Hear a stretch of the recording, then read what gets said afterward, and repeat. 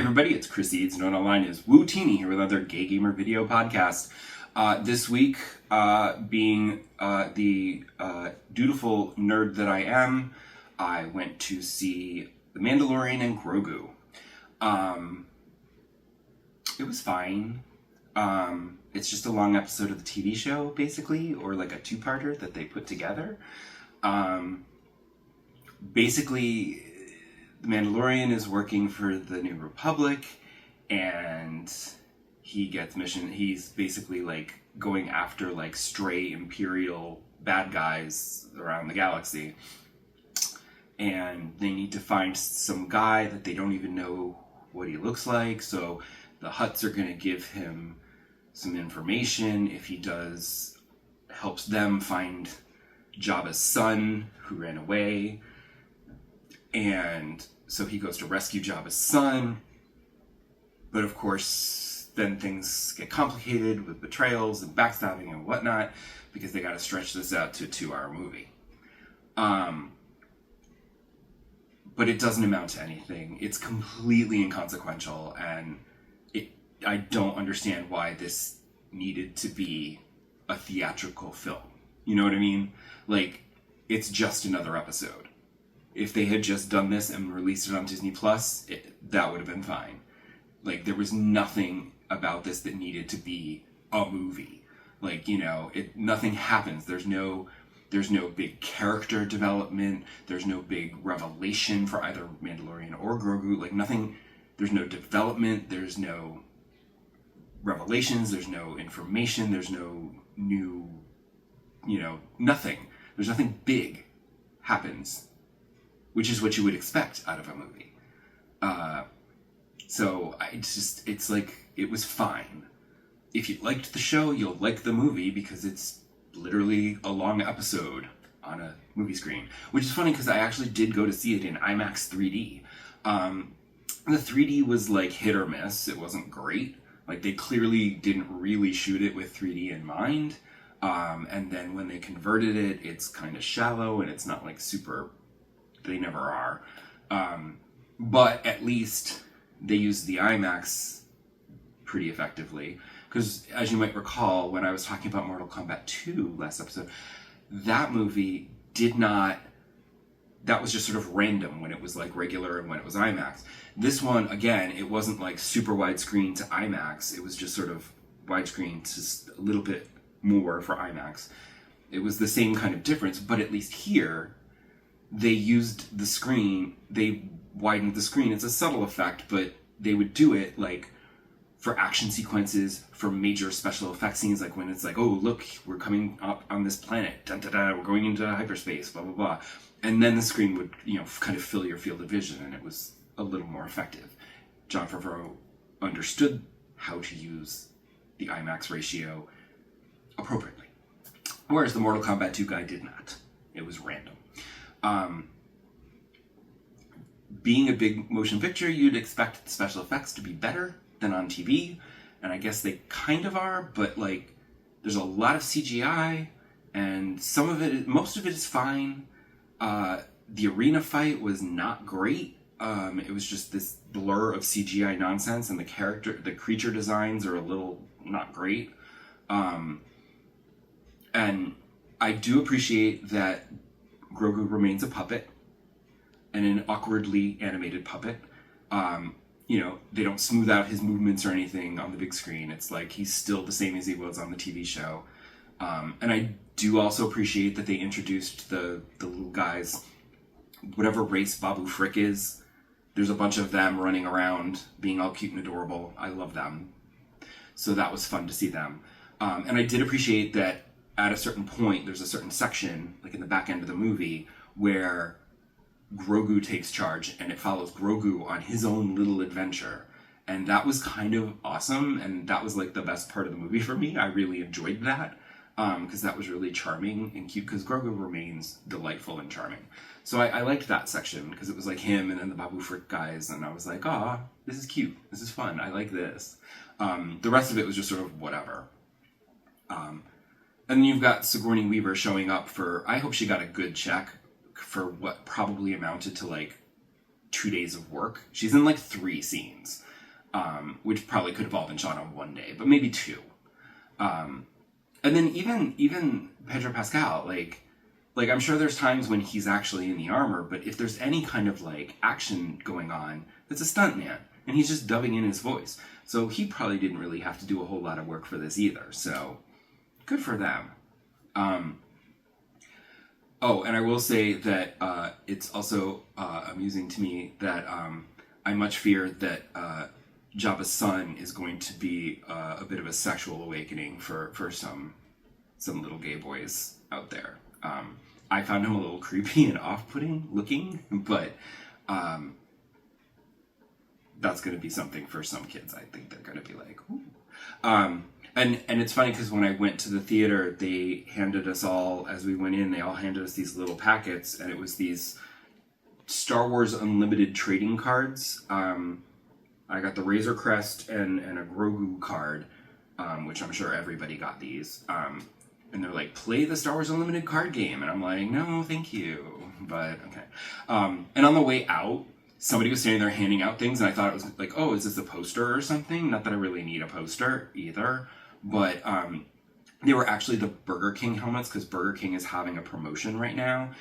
And, like, you know, when you go to Burger King, if you're a kid and get a kid's meal, they'll give you, like, a little Burger King crown, a little paper crown to put on. And they have, like, Mandalorian and Grogu crowns. And they were handing them out, and I was like, no, I don't need that. And I didn't take one.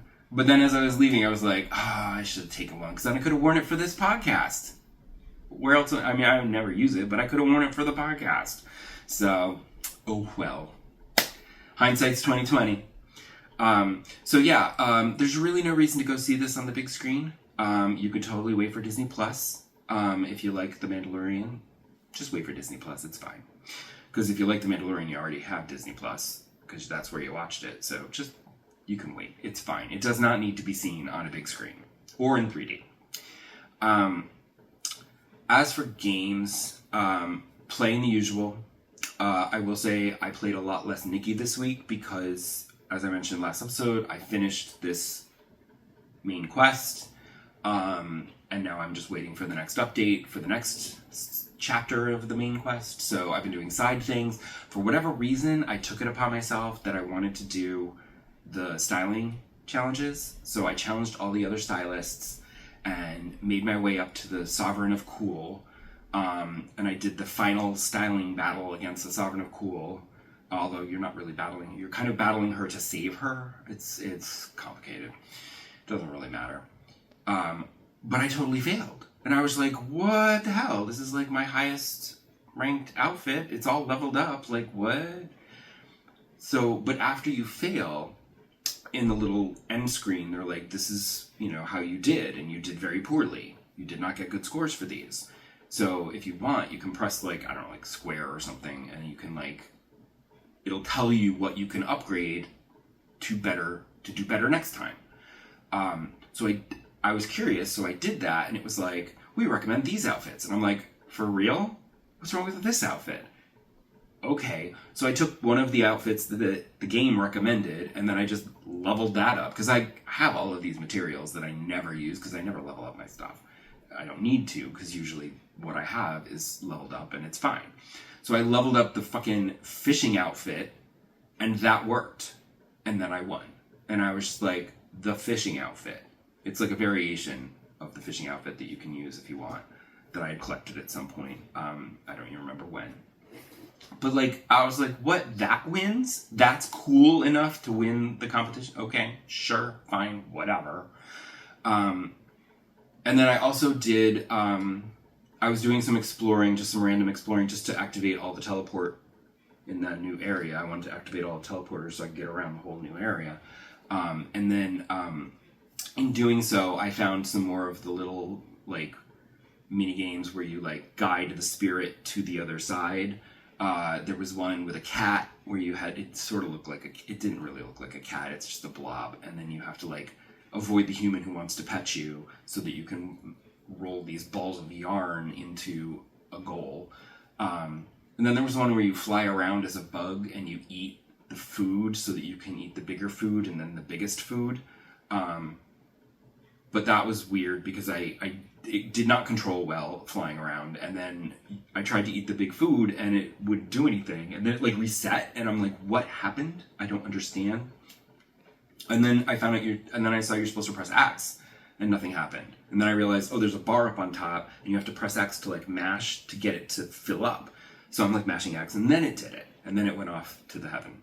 And I'm like, oh my god, because the tutorial said nothing about that. Because the tutorial basically just tells you the idea of eating the food and then eating the big food. It doesn't tell you what buttons to actually press, because they're too cheap and lazy to do platform-specific instructions in the tutorials. It's just, here's what you do. And then figure out the controls on your own if you're playing on PC, PS5, or mobile. Just figure it out yourself. And it's just, that sort of bothers me, that they're just taking the easy way out. Also, I feel like I'm starting to wonder now how much of these little side quest minigame things are just created in AI, and that's why they don't always make sense, and that's why the controls don't tell you what they are, and then you have to kind of figure it out on your own. And like half the times I'm like going online and like Googling it and being like, how do I do this? And I'll find some Reddit post where they're like, oh, you have to do this and then that. And I'm like, oh. And a whole bunch of other people are like, thank you, because the game doesn't tell you what to do half the time. But I didn't play a lot of that because I'm waiting for the next update. I did actually play a bunch of Disney this week, where I decided I would do Pocahontas' final friendship quest, which actually was not that involved. The other ones felt more involved. But this one brings her little raccoon Miko to the valley, so that's fun. He can be your animal companion if you want. I'm not done with my corgi yet, so I'll use Miko later. And then after finishing that, her final reward is this outfit, which is very clearly a girl's outfit. But I was like, you know what? Fuck it. I'm wearing this because they just don't want to give out boy clothes. This is not a skirt or a dress. I'm going to wear this myself. Even though it has like fuzzy boots, embroidered jeans, and a crop jacket. I'm wearing it anyway because they don't give boy clothes most of the time. So I'll make it work for myself. And I also finished, this was the last week of routine Star Path duties because the Star Path is winding down. This was the final week, so I did those not very difficult quests, and then I had enough points to get the final reward, which was this weird-looking lotus house. I'll probably never use it because I kind of like my houses to look like houses. This is a little much. It also seems like it's really big and would take up too much space. But I just want to have it. I want to get the rewards even if I don't use them. I've said this before. And then we wait for the next update. In a couple of weeks, there will be another update. And I know it's Hercules, though I don't know anything else about it. I just know Hercules is on his way. I also played quite a bit of Ghost of Yotei this week. I know I'm at the end of the game because I keep getting trophies for like finding all of something or finishing all of something, a side quest thing. So like I got the last piece of armor, so now I have all the armor. I got Genji's armor that he made that now apparently it's light enough that you can move fast enough that you can deflect bullets with your katana, which is ridiculous, but helpful because all the bad guys in this area are using guns that take off huge chunks of your health with each hit. So this would be a very helpful armor to have for when you're fighting people with guns. So I immediately put that in my list in the sidebar of armors that I can swap quickly between, just in case I need it. And then I also found the final wolf den. So now I followed and killed all the hunters, and now me and the wolf are BFFs, and she'll show up and help me out whenever I need her. So that was the final one of those. But I also did some main story things. I did the whole spider quest, which was actually really nice. I'd found that large estate while just exploring, But I was like, this is too big. This is clearly for like a mission. So I'll just go around it now. And sure enough, that's where you go for this spider mission and you sneak in. And it's actually, I really liked the story of this one. And it was like nice climactic confrontation.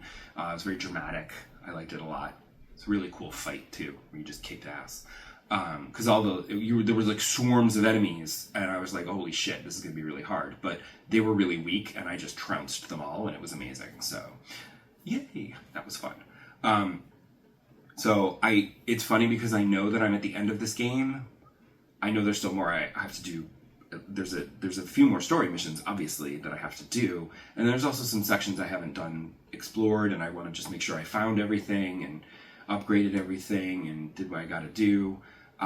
So like part of me is like, I'm gonna finish this soon, and the other part of me is like, I don't want to finish it soon. I want to keep playing, and I want it to last a bit longer. So I'm gonna try to milk as much as I can out of Ghost of Yotei, because I'm not quite ready to say goodbye yet. So I'll be doing a lot of side stuff before I do more main missions. So I can promise you I will not have finished it by next episode, but come back next time and see what I have to blather on about then. I'll see you then. Bye!